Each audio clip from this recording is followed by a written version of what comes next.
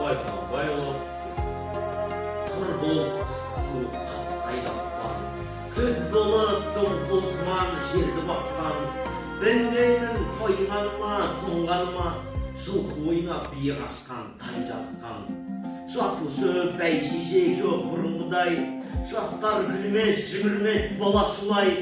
Қайыршы шал кемпірдей түсі кетіп, жапырағынан айырылған ағаш құрай. Біреу малма сапсиды сал биін, салбыраңқы тартыпты жыртық киім. Енесіне елтіп шыдан шыбын, жас қатындар жыртылған жамай түйін.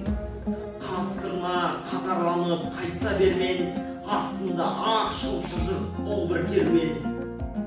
Қай ауылда көрсең де жабыраңқы, күлкі ойын көрінбейді селверден. Кемпір шал нұржан қағып бала жүрсең, көңілсіз қарап суық қырда жүрсең, кемік сүйек сорпасы тимеген соң, үйде ит жоқ, тышқан аулап